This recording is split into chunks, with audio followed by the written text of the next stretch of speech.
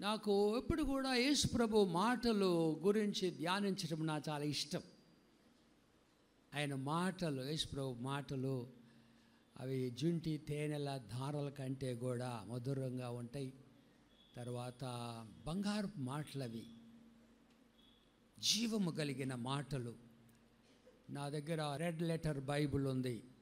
ఆ ఎర్ర అక్షరాలతో తెలుగులో ఇంగ్లీష్లో కూడా ఆ ఎర్ర మాటలు చదవటం నాకు చాలా ఇష్టం. బైబిల్ అంతా దేవుని మాటలే, కానీ యేసు ప్రభు ఈ భూలోకములో ఉండి మన మధ్యలో ఉండి మన కొరకు ఆయన పలికినటువంటి మాటలు ధ్యానించటం అనేది చాలా గొప్ప అద్భుతం. అది మనకు ఆశీర్వాదకరం. యేసు ప్రభు చెప్పిన ఒక మాట, ఒక వాక్యాన్ని ఈరోజు మనం ధ్యానించబోతున్నాం. మన బోధకుడు పరిశుద్ధాత్మ దేవుడు, ఆయనే మనకు బోధించాలి. యోహాను సువార్త 16వ అధ్యాయం 33వ వచనం. నేను బైబిల్ చదివేటప్పుడు మీరు కూడా మనసులో చిన్నగా చదువుకోవాలి. నా యందు మీకు సమాధానము కలుగునట్లు ఈ మాటలు మీతో చెప్పుచున్నాను. మీతో అంటే శిష్యులతో. సమాధానం మీకు కలగాల. మాటల్లో, ఆయన మాటల్లో సమాధానం ఉంది, పీస్. ఈరోజు మనతో కూడా చెప్తున్నాడు ఆయన, లోకములో మీకు శ్రమ కలుగును, లోకములో మీకు శ్రమ కలుగును. ఆయన బిడ్డలతో అంటున్నాడు.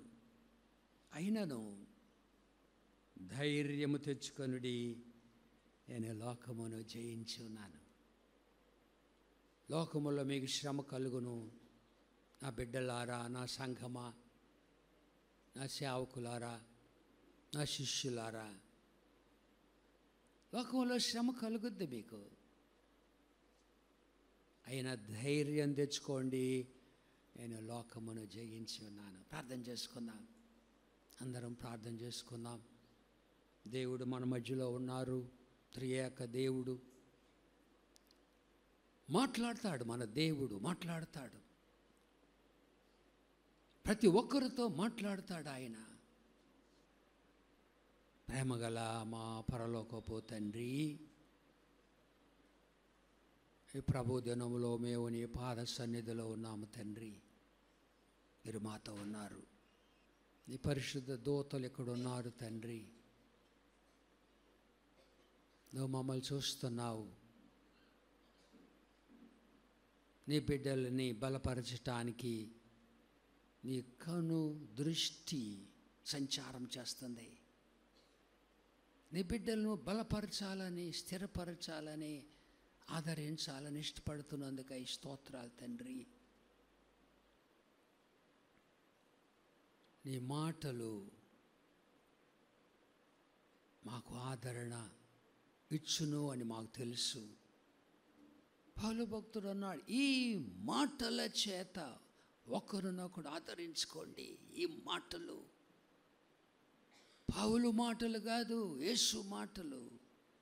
ఈ మాటలు చేత ఆదరణ మాకుంది. స్తోత్రాలు తండ్రి. ఉదయకాలమున ఒక్కొక్క బిడ్డను మీరు దర్శించండి. మా కష్టాలు మీకు తెలుసు తండ్రి. మా బాధలు తెలుసు, మా సమస్యలు తెలుసు, మా బలహీనతలు కూడా మీకు తెలుసు, మా లోపాలు మీకు తెలుసు తండ్రి. నీ కను దృష్టికి మరుగైంది ఏదీ లేదు ప్రభువా. నువ్వు చూస్తున్నావు, మా ఆంతర్యాన్ని చూస్తున్నావు ప్రభు. మన ఆంతర్యమును ఎరిగినవాడు. సమస్యలు మాకు తెలుసు, మాకు ఎన్నో సమస్యలు ఉన్నవి, కానీ ప్రతి సమస్యకు మీ దగ్గర సమాధానం ఉన్నది. We know only problems, Lord. We know only problems, but you know solution for every problem. ప్రతి సమస్యకు మీ దగ్గర పరిష్కారం ఉన్నది. నీకు అసాధ్యమైంది ఏది లేదు కదా. యెహోవాకు అసాధ్యమైనది ఏదైనా ఉన్నదా? లేదు, లేదు. అవి ఎంత గడ్డు సమస్యలైనా కూడా మీరు పరిష్కరించగలరు ప్రభువా. మీకు స్తోత్రములు. ఈ సమయంలో మమ్మల్ని దర్శించండి తండ్రి. మీ జీవ వాక్కుల ద్వారా దర్శించండి. మీ పక్షముగా నిలిచిన ఈ బలహీనమైన బంక మట్టి పాత్రనైన నన్ను ఈ కుమారుని కల్వరి శిలువ రక్తధారలలో శుద్ధీకరించి నీ సేవకునికి వాక్శక్తిని, ఆత్మ స్వాతంత్రము దయచేసి నీ దాసుని ద్వారా మందరితో మాట్లాడండి. ఈ మాటలను మేము గ్రహించి అర్థము చేసుకొని మా జీవితాలకి అన్వయించుకొని నీ వాక్యమును జీవించి ఇతరులకు మేము దీవెనకరముగా జీవించు భాగ్యము దయచేయమని యేసుక్రీస్తు జీవము గల పరిశుద్ధ నామమున ఈ ప్రార్థన మిక్కిలి వినయముగా సమర్పించుకొనుచున్నాము తండ్రి. Amen, amen, amen. క్రీస్తునందు ప్రియమైన దేవుని సంఘమా, ప్రభు మాటలు, ఆ మాటల్లో జీవం ఉంటుంది. యేసు ప్రభు మాటల్లో ప్రాణం ఉంటుంది. ప్రాణం.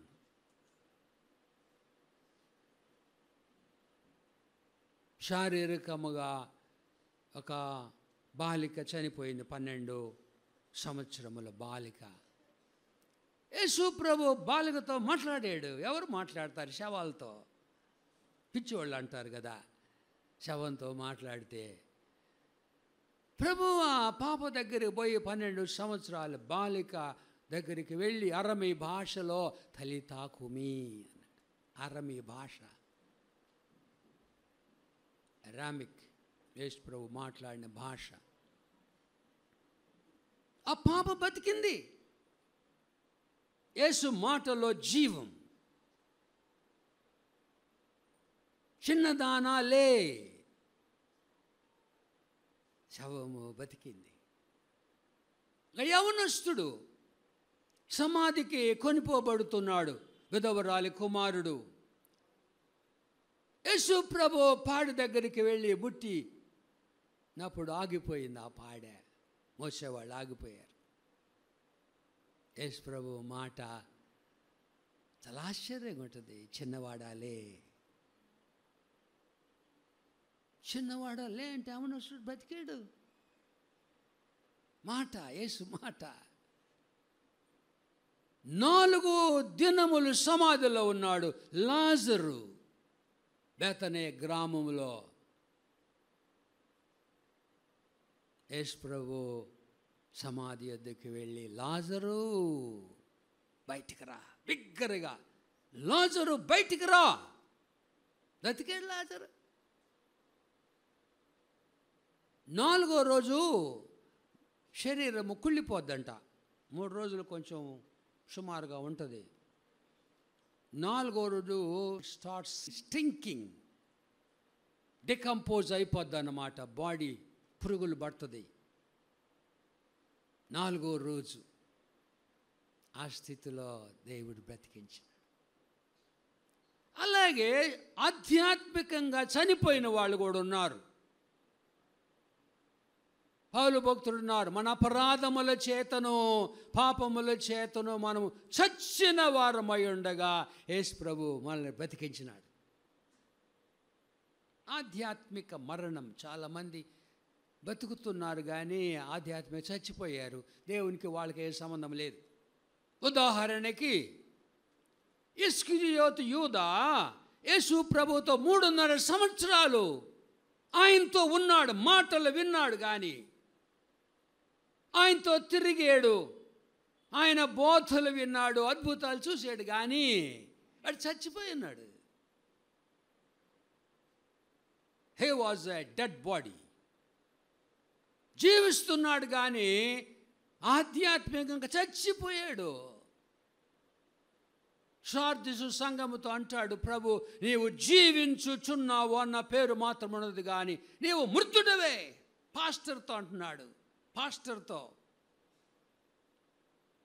లవదొకే సంఘము దూతతో అంటున్నాడు ప్రభు, నీవు జీవించుచున్నావన్న పేరుంది, కానీ నువ్వు మృతుడు, చచ్చిపోయావు. నువ్వు ఇట్లుండారు చాలామంది ఇక్కడ. చర్చికి వస్తున్నావు కానీ ప్రాణము లేకుండా ఉన్నావేమో. కానీ ప్రభు ఇప్పుడు జీవం ఇస్తాడు. యేసు ప్రభు అంటాడు, నా మాట విని నన్ను పంపిన వాని యందు విశ్వాసముంచువాడు నిత్య జీవము కలిగిన వాడు. వాడు తీర్పులోకి రాక మరణములో నుండి జీవములోనికి దాటి ఉన్నాడని మీతో నిశ్చయముగా చెప్పుచున్నాను. మాట వినాల. దేవుని మాట వినుట అనగా లోబడుట, ఊరక వినడము కాదు. మాట విని లోబడాలా. దేవుడు మాట చెప్పినప్పుడు, ఒక ఆజ్ఞ ఇచ్చినప్పుడు నా మాట వినండి జాగ్రత్తగా. దేవుడు ఒక ఆజ్ఞ ఇచ్చినప్పుడు, అది చేయమని చెప్పినప్పుడు, అది చేయుటకు శక్తిని కూడా ఇస్తాడు ఆయన. God's commandments are God's enablements. He will give us ability to fulfill that word or command. ఆజ్ఞ ఇచ్చినప్పుడు మనం నెరవేర్చలేని ఆజ్ఞ ఆయన ఎవడు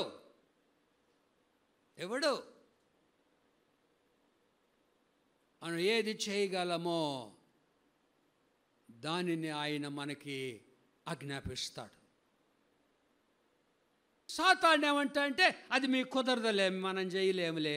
అది పౌలైతే ఉన్నాడు కానీ వాళ్ళైతే ఉన్నారు, అబ్రహాము, దావీదు, వాళ్ళ దేవుడే మన దేవుడు కూడా. కనుక దేవుని మాటలు మనకెంతో గొప్ప ధైర్యము, ఆదరణ. ఇక్కడేమన్నా అంటే ప్రభువు, నా యందు మీకు సమాధానము కలుగునట్లు ఈ మాటలు మీతో చెప్పుచున్నాను. మాటలు, ప్రాణము కలిగిన మాటలు. ఈ సమయంలో మీకు సమాధానము కావాలా? నాకు కావాలా? సమాధానం వద్దనే వాళ్ళు ఎవరు ఉన్నారు? అందరికీ సమాధానం కావాలి. ఏదో ఒక సమస్య ఉంటుంది కదా, ఉంటుంది, ఏదో ఒక సమస్య ఉంటుంది, సమాధానం కావాలి. కానీ ఆయన మాటల్లో సమాధానం ఉంది.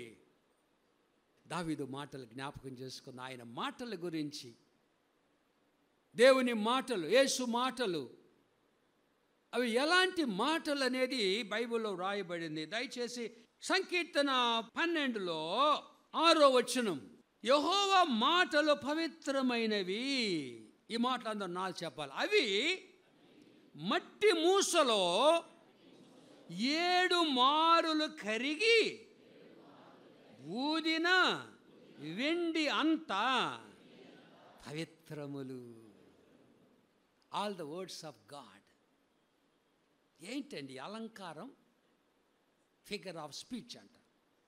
అవి రుజువు చేయబడినవి అన్నమాట దేవుని మాటలు. ఈరోజు ఒక మాట ఏంటంటే, లోకములో మీ శ్రమ కలుగును, అయినా ధైర్యం తెచ్చుకోండి, నేను లోకమును జయించి ఉన్నాను. These things I have spoken to you, that in me you may have peace. In the world you will have tribulation, but be of good cheer. I have overcome the world. సంతోషంగా ఉండండి. ధైర్యం తెచ్చుకోమని తెలుగులో ఉంది, కానీ ఇంగ్లీష్లో సంతోషంగా ఉండండి. Be happy. క్రైస్తవులు అంటే సంతోషంగా ఉండేవాళ్ళని అర్థం.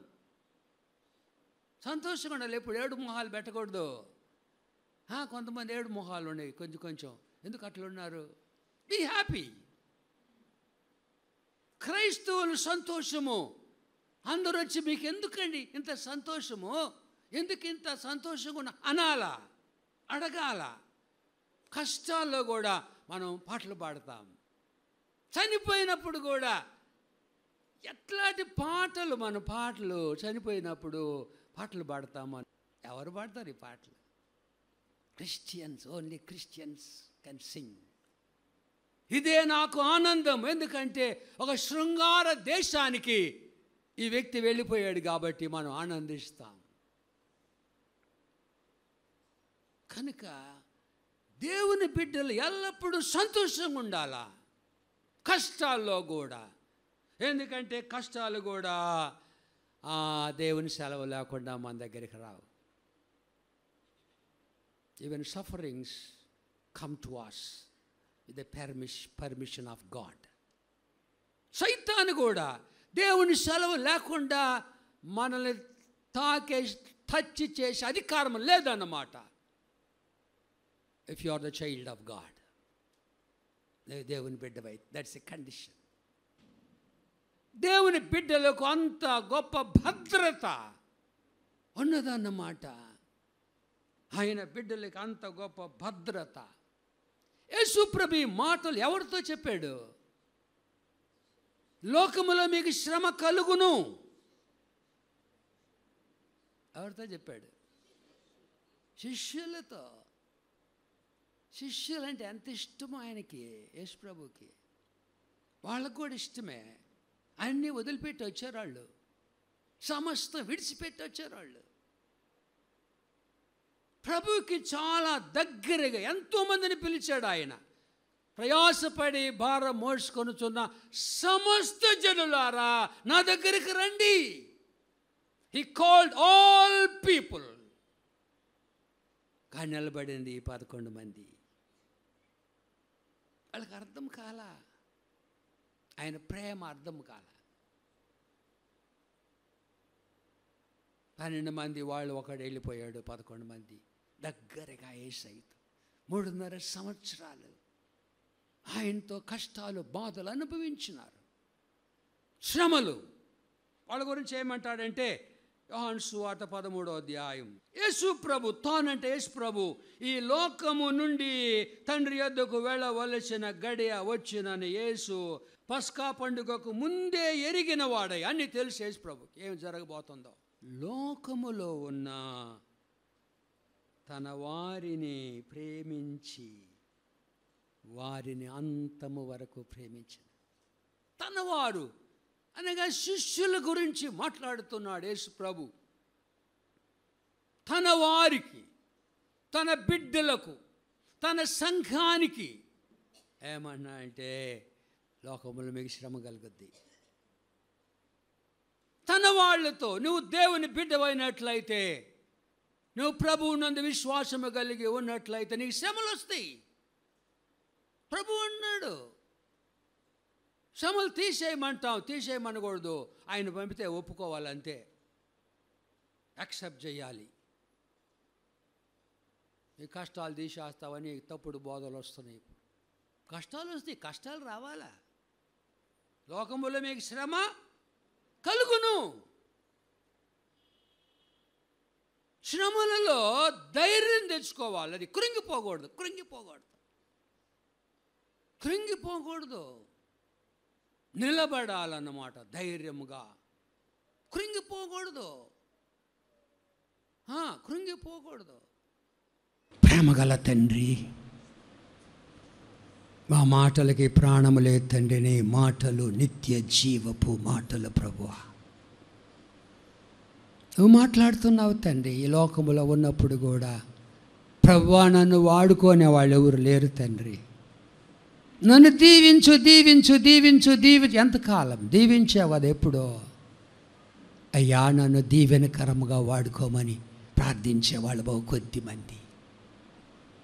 ఉదయకాలమున తండ్రి హృదయపూర్వకముగా వారి చేతులెత్తిన ప్రతి బిడ్డను మీరు ఆత్మతో అభిషేకించండి తండ్రి. నీ ఆత్మతో అభిషేకించండి. మేము బలహీనులము తండ్రి, మమ్మల్ని నువ్వు వాడుకుంటావు తండ్రి. పౌలును వాడుకున్న దేవుడవు, చేపలు బట్టి జాలరులను వాడుకున్న దేవుడు, బలహీనులను వాడుకుంటావు. వెర్రి వారిని, తృణీకరించబడిన వారిని, విసర్జించబడిన వారిని వాడుకుంటావు. అది నీ యొక్క గొప్పతనం. ప్రభువా మమ్మల్ని వాడుకో తండ్రి. ఈ మంద వెలుపల చాలామంది ఉన్నారు, చీకటిలో ఉన్నారు, ఆధ్యాత్మికంగా చచ్చిపోయి ఉన్నారు తండ్రి. నిరీక్షణ లేకుండా ఉన్నారు, నశించిపోయారు తండ్రి. నువ్వు నశించిన వాడిని వెతికి రక్షించటానికి వచ్చావు. ఇప్పుడు ఎవరు వెతుకుతారు? మేమే వెతకాలి కదా అయ్యా. అందుకే నీ ప్రేరేపణతో మేము ఏర్పాటు చేసిన నీ సంఘం ఒంగోలు మిషనరీ బ్యాప్టిస్ట్ చర్చ్ పరిచర్య దీవించండి. మేము సమర్పణతో మమ్మల్ని మేము తగ్గించుకొని తండ్రి అనేకులు నీ రాజ్యములోకి నడిపించటానికి ఈ చిన్ని సంఘాన్ని మీరు వాడుకోమని యేసుక్రీస్తు పరిశుద్ధ నామమున ఈ ప్రార్థన మిక్కిలి వినయముగా సమర్పించుకొనుచున్నాము తండ్రి. ఆమేన్, ఆమేన్. యెహోవా ఉత్తముడు అని రుచి చూచి తెలుసుకొనుడి. ప్రియ శ్రోతలకు యేసుక్రీస్తు నామమున శుభములు. దేవుని మహాకృప వలన బంగారు గంటలు అను ఈ కీర్తనల క్యాసెట్ మీకు అందించుటకు ఎంతో సంతోషించుచున్నాను. ఈ కీర్తనల సారాంశము సందేశము యేసుక్రీస్తే. ఆయనను నేను రుచి చూచి తెలుసుకొంటిని. ఆయన స్నేహములో నేను పొందిన ఆధ్యాత్మిక అనుభవములు, పొందిన ప్రత్యక్షతలే ఈ కీర్తనలు. బంగారు గంటలు అను ఈ కీర్తనల క్యాసెట్ మీకు సవినయముగా అందించుచున్న మీ శ్రేయోభిలాషి యేసుదేవుని దీనదాసుడు పాస్టర్ జాన్ ఆగస్టీన్.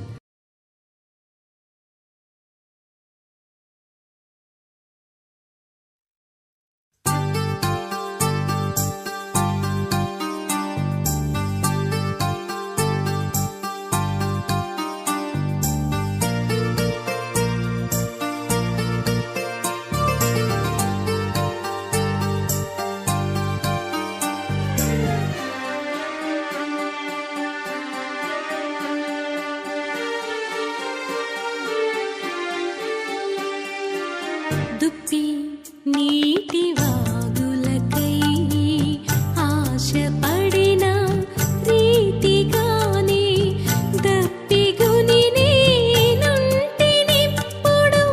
దప్పి తీర్చెడి వారు ఎవరు? దుప్పి నీటి వాగులకై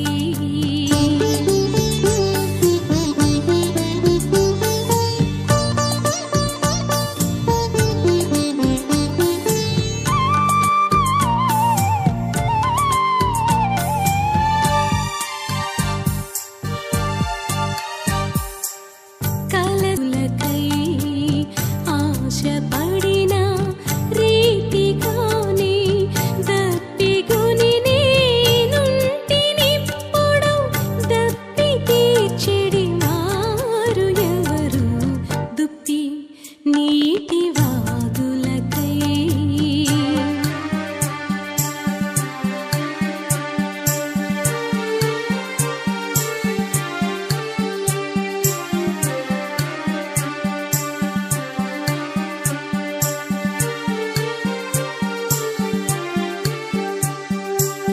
వెదకి వెదకి వేసారితి తుదకు చేరితి బావి చింతకు. వెదకి వెదకి వేసారితి తుదకు చేరితి బావి చింతకు. వెదకి నన్ను రక్షించు నాథుని, వెదకి నన్ను రక్షించు నాథుని పాద సన్నిధి సేద తీర్చెను. దుప్పి నీటి వాగులకై ఆశపడిన రీతిగానే దప్పిగుని నేనుంటినిప్పుడు దప్పి తీర్చెడి వారు ఎవరు? దుప్పి నీటి వాగులకై